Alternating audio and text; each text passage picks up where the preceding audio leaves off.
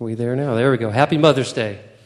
We thought we'd start out by reading some humorous Mother's Day stories here. So I get to start off. The name of the story is called Your Biggest Fan. While waiting in a bookstore for a guest author to sign her latest book, I leafed through some of the Civil War novels she had written. The woman in line behind me commented, "Those are the best books I've ever read." I couldn't put them down. Before I could reply, the author looked over and said, "Oh, cut it out, Mom."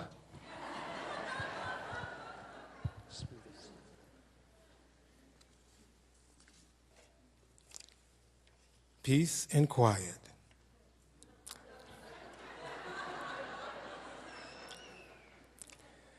Aunt Karen is the mother of two high-spirited young girls. When I called her one morning, our conversation was constantly interrupted by the din of children screaming and chasing each other. "Could you hold on for a moment?" Aunt finally asked, putting down the phone. Within 10 seconds, all I could hear was absolute silence. Then, "Okay, I'm back." "But it's so quiet," he exclaimed. "You must have complete control over those two." "Not really," Aunt confessed wearily. "I'm in the closet."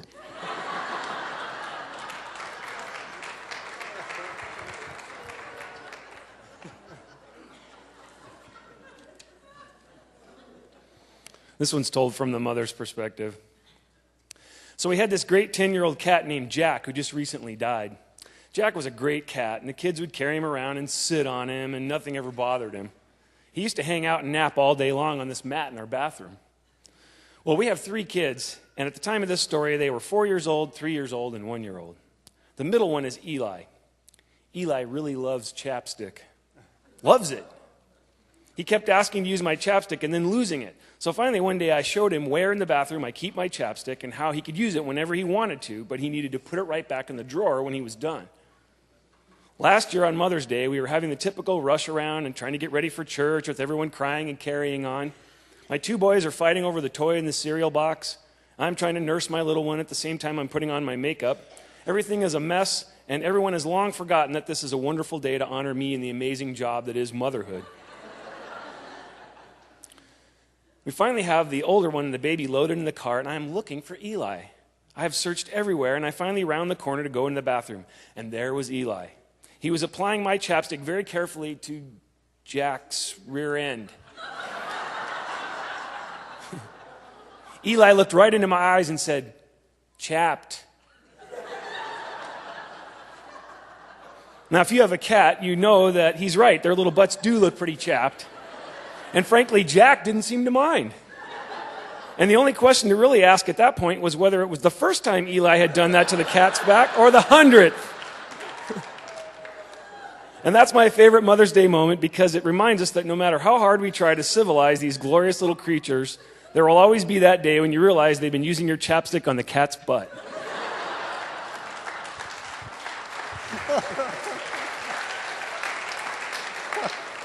How can I top that? DIY, Mom's way.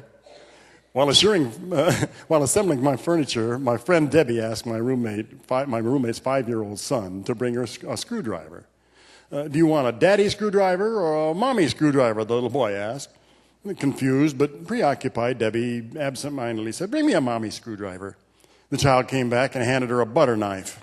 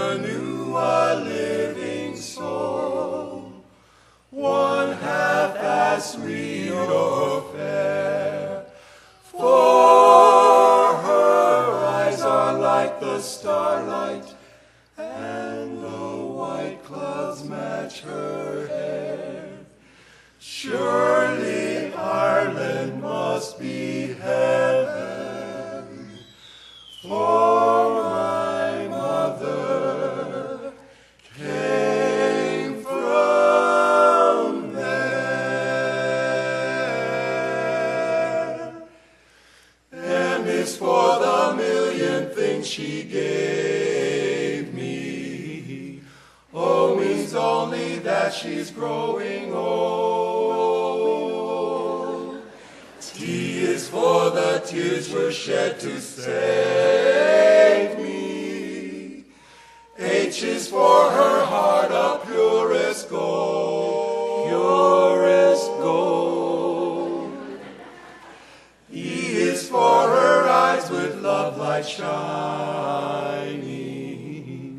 R means right, and right she'll always be, she'll be.